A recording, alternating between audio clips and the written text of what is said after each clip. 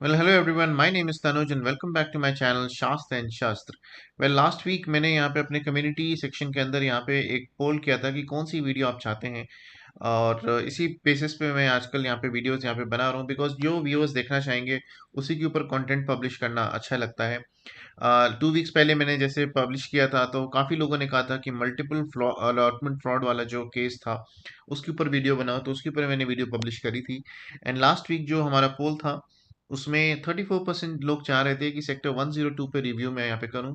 But इस video को मैं नेक्स्ट वीक पब्लिश करूँगा. अभी फिलहाल के लिए मैं यहाँ पे यूनिट कैंसिलेशन चार्जेस जो अफोर्डेबल हाउसिंग के अंदर हैं, जिसमें 28% लोग चाहते हैं इसको मिले, मैं इसको यहाँ पे पब्लिश कर रहा हूँ. एंड उसका मेन रीज़न यहाँ पे ये है बिकॉज अभी जो दो रिसेंटली प्रोजेक्ट्स लॉन्च हुए थे सेक्टर 99 में जो आपका कॉन्शियंट हैबिटेट का उसका ड्रॉ जो है टेंटेटिवली आप यहाँ पे देख सकते हो 6 सितंबर को यहाँ पे होने वाला है. और साथ ही साथ जो आपका जो एमआरजी का जो स्काईलाइन प्रोजेक्ट था उसकी डेट भी ऑलमोस्ट आने वाली है. प्रपोज डेट जो है उसकी यहाँ पे 10 सितंबर यहाँ पे लिखी हुई है. तो मुझे लगता है इस वीडियो की यूटिलिटी अभी ज़्यादा होगी बिकॉज बहुत से ऐसे लोग हैं जिन्होंने मल्टीपल एप्लीकेशन यहाँ पे फाइल करी हुई है फैमिली के अंदर. तो कैंसिलेशन यूनिट कैंसिलेशन के ऊपर बहुत से लोगों को यहाँ पे ज़रूरत हो सकती है इस वीडियो की. So without further due let's get started and details यहाँ पे हम देखते हैं. ओके, तो सबसे पहले जो कैंसिलेशन चार्जेस को समझने के लिए एक सबसे इंपॉर्टेंट पैरामीटर है वो है आपका date of commencement of project. इसको आपको समझना होगा क्योंकि ये ही आपकी रेफरेंस लाइन यहाँ पे होगी.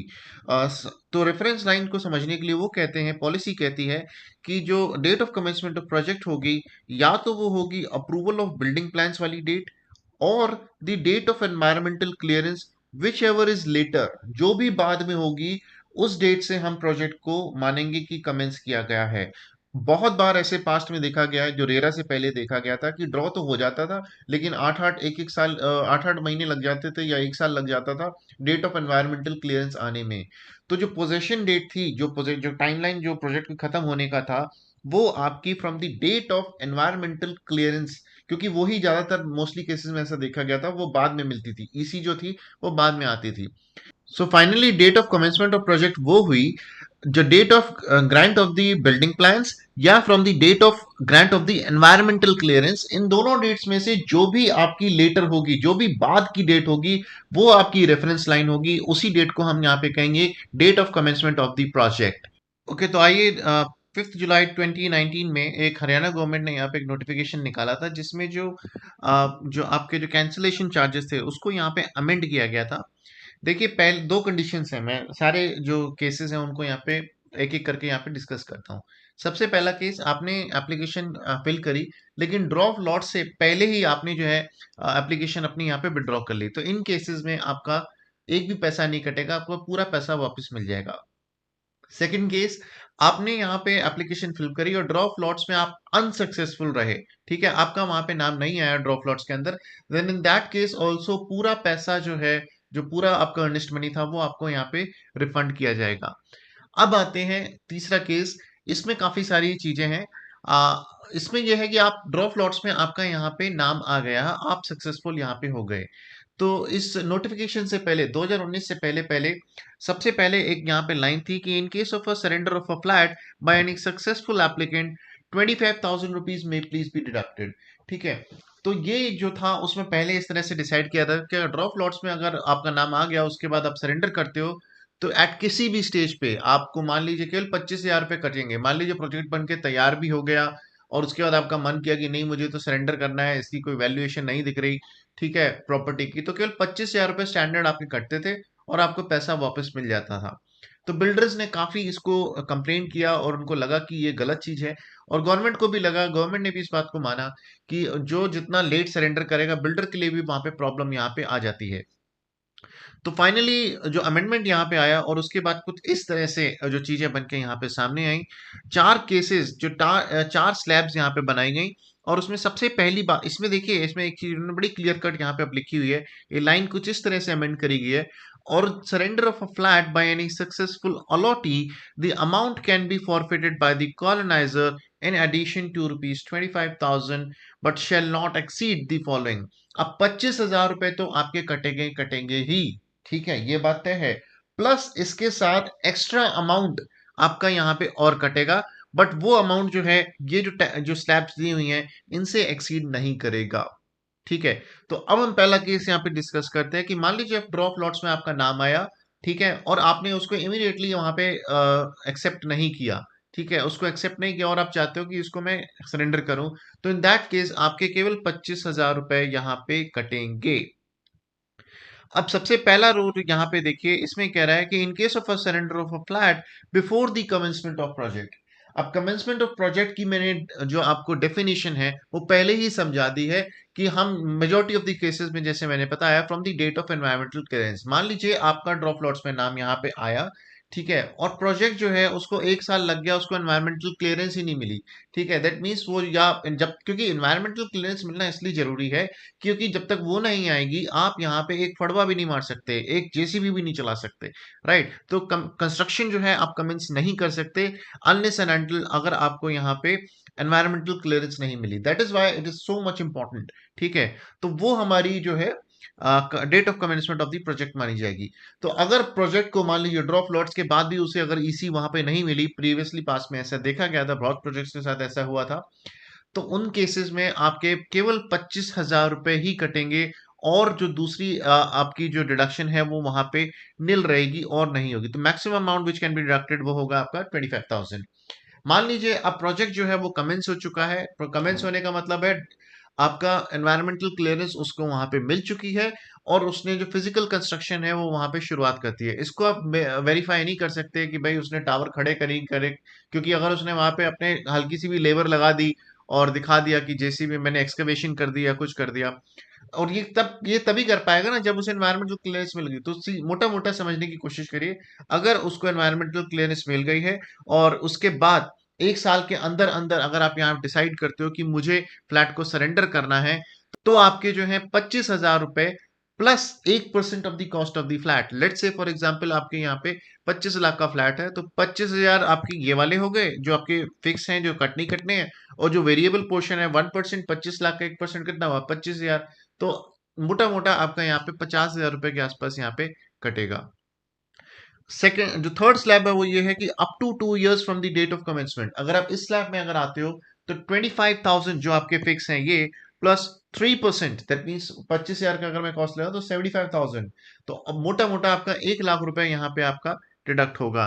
एंड लास्ट स्लैब जो है वो बड़ी हार्श है, वो ये है कि after 2 years of the commencement of the project, जिसमें हम यहाँ पे 5% का उन्होंने यहाँ पे रखा है इन एडिशन टू दी 25,000, ठीक है। तो जैसा जैसा आप देख रहे हो, जितना लेट आप सरेंडर करोगे उतनी ही पेनल्टी आप पे यहाँ पे ज्यादा भरेगी। तो मोटा मोटा यहाँ पे मैं यही कहना चाहूंगा कि अगर आपको फ्लैट सरेंडर करना है, अगर आपको पसंद नहीं आया तो शुरुआत में ही कर दो यार, क्योंकि जितना आप उसको लेट में करोगे उतना आपको पेनल्टी लगेगी, और ये सारा पैसा जो आपको रिफंड होगा वो विदाउट इंटरेस्ट होगा। इंटरेस्ट के ऊपर यहाँ पे कोई बात नहीं करी गई है। तो जितना आप लेट सरेंडर करोगे उतना ही बड़ा नुकसान आपको यहाँ पे झेलना पड़ेगा। बट एक सबसे इंपॉर्टेंट बात, ये मैं आपको बता रहा हूँ, ये कहीं नहीं लिखी, और ये जो बिल्डर है, क्योंकि ऑफ कोर्स देखिए, जब आप यहाँ पे इन तीनों टैब्स में आ रहे हो, इन तीनों वाले जो रोज में अगर आप आ रहे हो, मैंने हाईलाइट यहाँ पे कर दी है, तो डेफिनेटली आप यहाँ पे बिल्डर बायर एग्रीमेंट यहाँ पे एग्जीक्यूट कर चुके होंगे, ठीक है। केवल यही वाला केस है, यही वाला जो रो है ए वाला, ये वाला ऐसा केस होगा जहाँ पे आप बिल्डर बायर एग्रीमेंट यहाँ पे नहीं करे होंगे, राइट। तो what I am trying to say, उसमें मोस्टली ऐसा देखा, ये अफोर्डेबल की कहानी नहीं है, ये नॉर्मल प्रोजेक्ट्स की भी बात कर रहा हूँ। वहां पे एक बिल्डर क्या एक कंडीशन लगा देता है कि मान लीजिए आपने 3 साल बाद कहा कि मैंने तो प्रोजेक्ट जो है, मैं यहाँ पे अपना जो यूनिट है उसको यहाँ पे सरेंडर कर रहा हूँ, मुझे तो मेरा पैसा वापस दे दो। तो उस कंडीशन में वो यहाँ पे बिल्डर बाय एग्रीमेंट में कुछ ऐसे क्लॉजेस रख देते हैं। फॉर एग्जाम्पल वो कहता है कि जब तक ये मेरा फ्लैट आगे नहीं बिकेगा तब तक मैं आपको पैसा नहीं दूंगा। आप समझ रहे हो मेरी बात। तो वहां आप फंस जाते हो।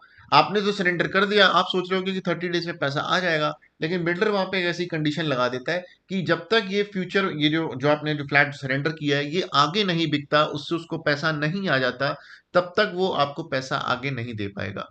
बिकॉज उसका तो कहना है ना, मैंने तो आपसे पैसा लिया था, मैंने उस पर खर्च कर दिया, बिल्डिंग बन के तैयार हो गई, अब मैं पैसा कहाँ से लाऊं, जब वो बिकेगा तभी तो मैं दूंगा।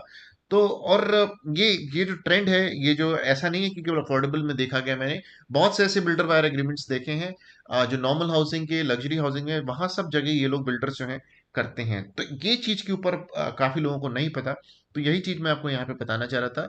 सो what I am trying to say, final conclusion ये है कि अगर आपको सरेंडर करना है तो ड्रॉ के टाइम पे ही, ड्रॉ अलॉटमेंट के बाद अगर आपको पसंद आता है तो रखो, वरना लेटर स्टेजेस में जाके जितना आप यहाँ पे क्योंकि पैसा आप काफी दे चुके होगे, इंस्टॉलमेंट्स दे चुके होगे, आफ्टर 2 इयर्स तो सरेंडर करना बिल्कुल बेवकूफ़ी वाली बात है।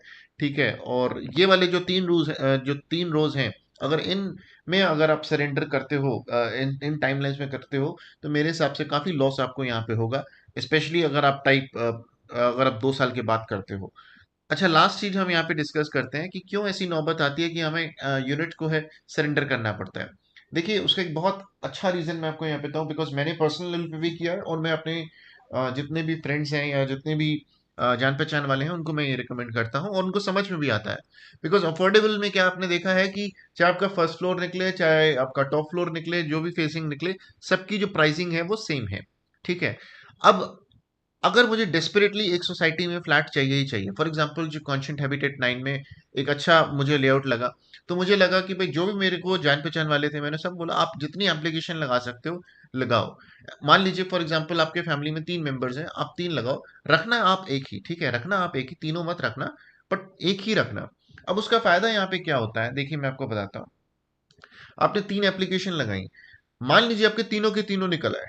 ठीक है। अब उन तीनों के निकल आए, तो अब आप वहां पे समझने की कोशिश करो कि आपके पास एक लिबर्टी हो गई, एक ऑप्शन हो गया कि इन 3 में से जौन सी अच्छी फेसिंग होगी आप उसको वहां पे रख सकते हो। आपको पार्क फेसिंग चाहिए, आप पार्क फेसिंग से रख सकते हो। आपको कौन सा फ्लोर चाहिए था, आप वो रख सकते हो। So you get the option. मान लीजिए आपका 1%, 25 लाख का 1%, 25 हजार रुपये का डिडक्शन होता है। आपने 50 हजार रुपये डिडक्ट भी करा दिए। ठीक है। आपने 2 यूनिट सरेंडर कर दी, लेकिन उस 50 हजार को आप इस तरह से समझो ना कि आपको मनपसंद फ्लोर मिल गया, मनपसंद फेसिंग मिल गई, एक तरह से पीएलसी चार्जेस हो गए। 50,000 इज नथिंग। ये मेरी अपनी इंडिविजुअल थॉट प्रोसेस है। हो सकता है कई लोगों को समझ में आए, कई लोगों को ना समझ में आए, बट हैविंग सेड दैट, तो आप जब आपकी प्रोबेबिलिटी एक तो निकलने की ज्यादा हो जाती है कि आपने 3 एप्लीकेशन लगाई है, तो आपका जो ड्रॉ फ्लॉट्स में नाम निकलने का जो प्रोबेबिलिटी है वो ज्यादा हो जाती है। सेकंड, मान लो अगर आपके 2 निकल भी आते हैं, 3 में से 2 भी निकल आए, 3 में से 3 भी निकल आए, so you get the option of choosing a better flat and a better layout and a better placing. तो वो आपको एक तरह से पीएलसी, जो प्रेफरेंशियल लोकेशन चार्ज है, उस तरह से उस पैसे को आप समझने की कोशिश करो। ये जस्ट एक सोचने का नजरिया है। अगर आपको अच्छा लगा तो जरूर इस वीडियो को यहाँ पे लाइक करिए। एंड तो ये ड्रॉ ऑफ लॉट्स जो हैं आपके कॉन्शियंट के और आपके एमआरजी के, दोनों के बहुत जल्दी होने वाले हैं। अगर सब कुछ सही रहा तो जिस तरह की डेट्स जो हैं जो पोर्टल पे बताई जा रही हैं, तो आने वाले 7 दिन के अंदर ड्रॉ हो जाना चाहिए। एंड उसके बाद मुझे लगता है ये जो वीडियो है काफ़ी लोगों को यहाँ पे, क्योंकि बहुत से ऐसे लोग हैं जिन्होंने दोनों प्रोजेक्ट्स में यहाँ पे अप्लाई किया हुआ है, तो ये वीडियो जो है मुझे लगता है काफ़ी लोगों के लिए यहाँ पे हेल्पफुल हो सकती है, बिकॉज एक ही फ्लैट जो है आप यहाँ पे रिटेन कर सकते हो। अगर ये वीडियो आपको पसंद आई हो तो जरूर लाइक करिएगा। Thank you so much for watching this video, and stay tune for more stuff coming up soon. Till then, see you later, bye bye.